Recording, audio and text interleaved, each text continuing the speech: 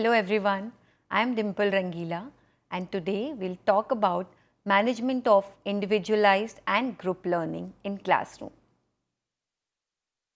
The aim of education is to enable every individual child to become an able learner, and as much individualized learning is the ultimate goal of all teaching learning processes that are used in the classroom, so that each learner becomes self-reliant in acquiring learning experiences.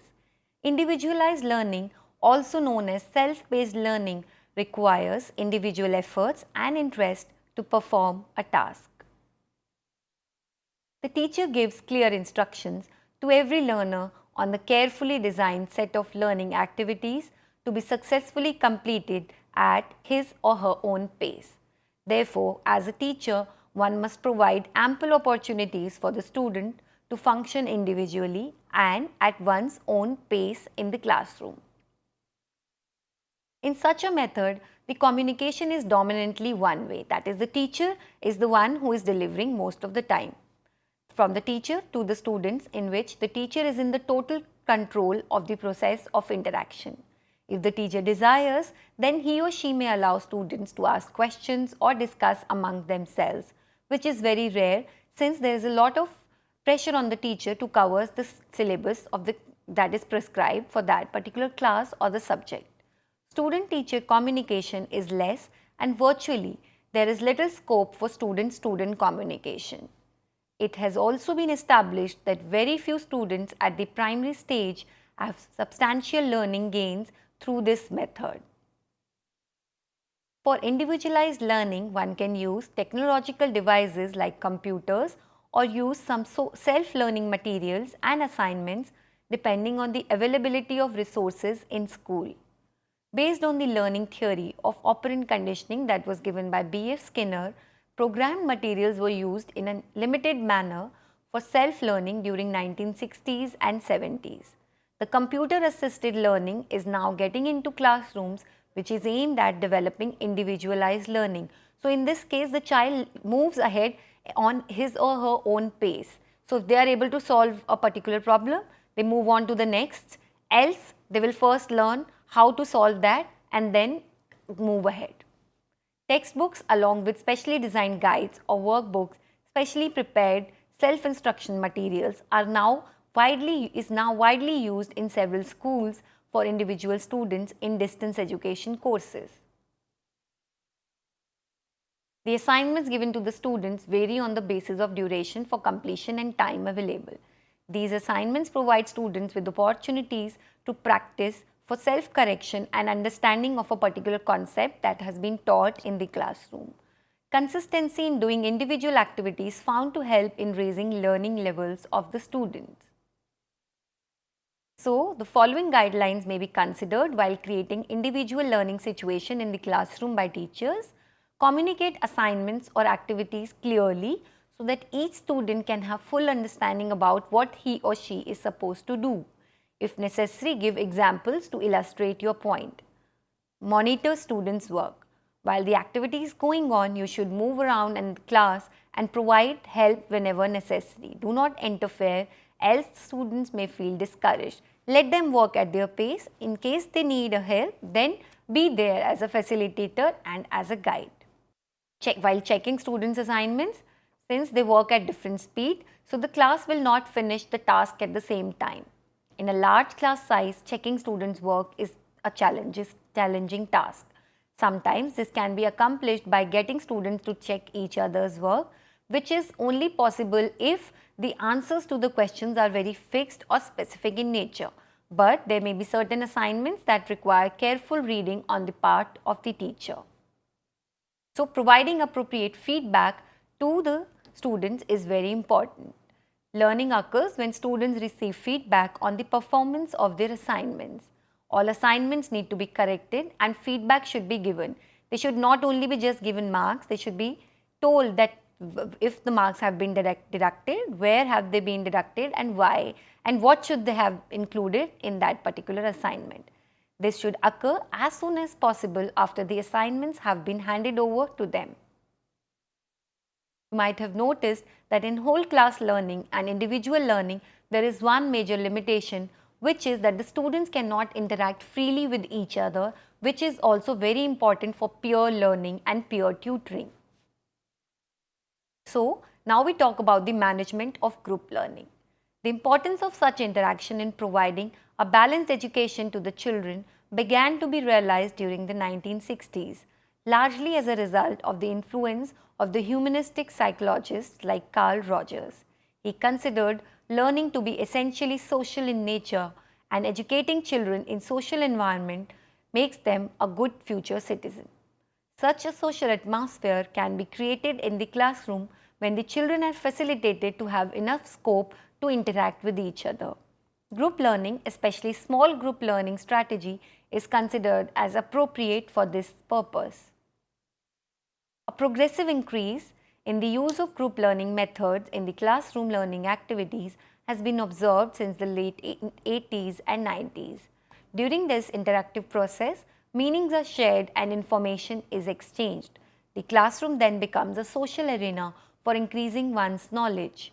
By comparing their understanding with that of others and by examining their knowledge against others' knowledge, they develop a new understanding, because every child will bring about a new perspective of his or her own on a particular topic of discussion. For example, while solving problems cooperatively, the students interact with each other, they debate, reason out, infer and conclude in the process of problem solving. So, let us look at the advantages of this.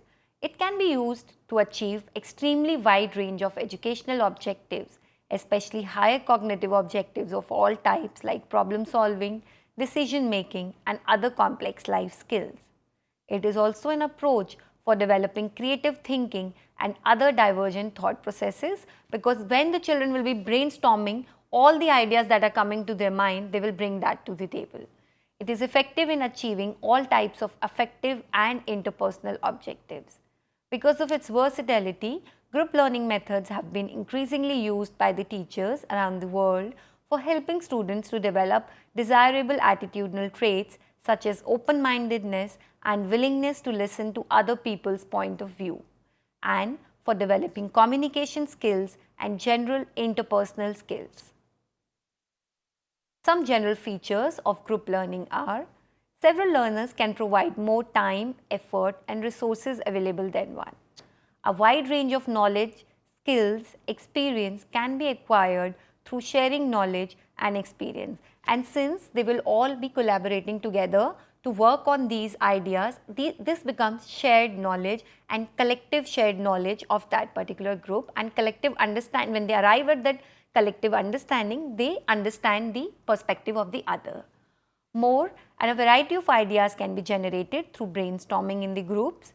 Errors can be identified and corrected more easily.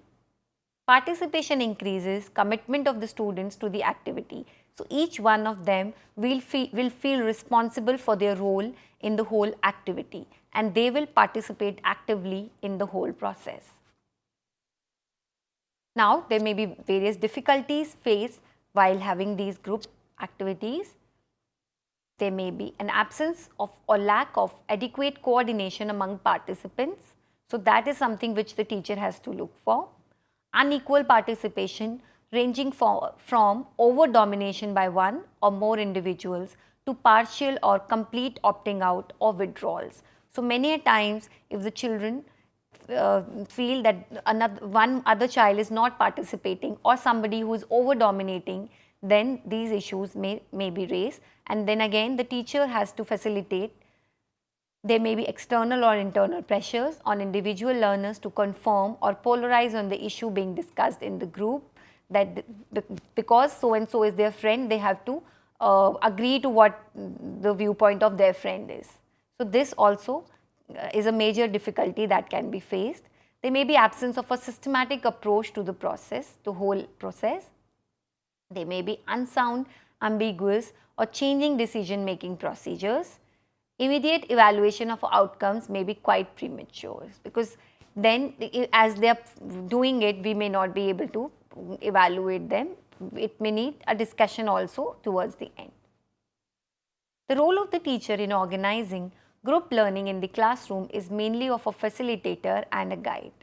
After deciding the topic to be discussed or problem to be solved in groups, the teacher has three main functions.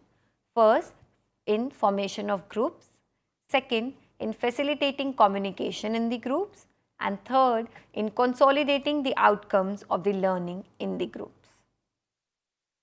The grouping of students can also vary. It can be of different types: grouping by ability, grouping by interest, grouping by choice, and random grouping. Now, let's look at grouping students by ability or the homogeneous grouping. Ability grouping is a method involving looking at the ability of each student individually and placing him or her in a group with other students possessing the same ability. For example, students with proven high average and low abilities in mathematics performance are placed in three separate groups. You can give them challenging tasks to the high ability group, whereas the low ability group is given simple tasks to strengthen their understanding and skill in mathematical concepts and operations. It gives the students an opportunity to put their ideas forward and, with a combined effort, come up with appropriate solution as per their ability levels. The low ability students undoubtedly require teachers' personal attention, and hence this type of grouping can be done for enrichment or only for remedial purposes.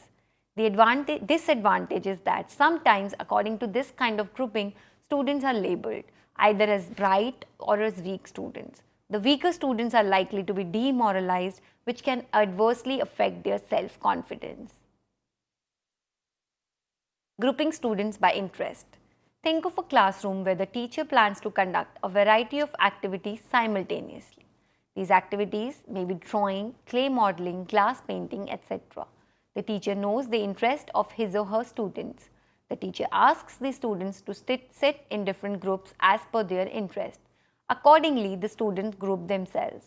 One group gets engaged in drawing, another in clay modeling, and yet another in glass painting. Each group does the activity unanimously with their friends. Grouping students by their interest is found to be helpful. The advantage of this method of grouping is that the students have the same interest and they can work together in that situation. They can learn from each other, thereby improving their skills and performance. The disadvantage of this type of grouping is that students' interest may be limited to one or two areas only. Hence, lack of exposure may make their thoughts get crammed up. So, they may not get opportunities to try out new things. That is one major delimitation of this. Grouping by students' choice. Allowing students to choose their group partners is another type of grouping. In this kind of grouping, students are allowed to pick a partner or group of students with whom they desire to work. The advantage of this type of grouping is that here the students can work more effectively in a collaborative way as they have chosen their own partners. Having been given the freedom of choice, this kind of grouping is basically characterized by better understanding and even better teamwork as they know each other. The disadvantage is that while allowing the students to choose their own group partners, it may happen that a few of them are not included in any group. And the freedom of choice in case of improper exercising makes students indulge in gossiping or any such activity which results in negligence towards work, and they may talk to each other and not work on the desired activity. The random student grouping or the heterogeneous grouping. Grouping students by random can help prevent students from labeling other students as slow or advanced. Random student groupings can be accomplished by having students count off, pair up, or any other method of class division. The advantage of this type of grouping is that both slow and advanced students interact with each other and learn. Students help one another and rectify their errors without embarrassment. For free interaction with the students working in groups, you need to effectively communicate with the students. This will not only help in energizing groups to act purposefully, but will serve to fulfill several other purposes like confidence building of learners to act, creating better understanding among the members of group and members of other groups. There are two possible ways for a teacher to communicate with the groups. In the first situation, you as a teacher can directly communicate with students in a very small group without giving any scope for peer interaction. In the second situation, you can communicate with the group as a member of the group. In this situation, you share with the students equal partnership in the group where each one of you, including you, has the freedom to interact with other members. Thus, in the first type, the teacher controls the total communication process, whereas in the second type, she is dominantly group controlled. The disadvantage is that sometimes the brighter students might affect the progress of the slower ones. The more able students will tend to speed up, leaving the weaker ones far behind, so that each student is not included. Now, how to choose between the individual and the group learning methods? Suppose you observe that a small number of students in your class have a specific learning problem like pronouncing English words properly or solving problems on time and work. In such a situation, you need to take full control of the group and directly discuss with each student about their problem. But for other purposes, the second type of communication gives better results. Hence, while planning your lesson, instead of directly teaching the students together as a whole class, dividing them into smaller groups and encouraging participation in group work would be more effective. The most important thing in forming groups is to ensure that the students in a group are able to work together comfortably and have lots of interaction among themselves. Even the classroom arrangement can be done in a way that they sit in a circular form wherein they are in a group facing each other and can discuss while they are doing a task at hand. As a teacher, you need to explain to the students how to work in groups effectively. You also need to establish opportunities for students to work together in meaningful and productive ways. It is in this context that students can develop and polish their skills of collaboration. Let's look at the principles for management of group learning in classrooms. Limit the group size to 4 to 6 students. When there is no specific need, heterogeneous group is generally preferred as it encourages peer learning. Vary group composition so that no student feels labeled by being in a slow learner group, and let all students have opportunity to work with every other student in the class. Choose a group leader, and leaders also should keep on varying depending on the task. The task given to the groups is to be suitable to the student's mental ability. Give clear and simple instructions and set time limits which are usually flexible. Give each student in the group a specific responsibility that contributes to the success of the total group. Ensure participation of each and every student in the group. Provide a comfortable and free atmosphere to facilitate their discussions. Allow students in the group to help each other to solve problems, because ultimately peer tutoring, and that is the purpose. Give and respond to suggestions.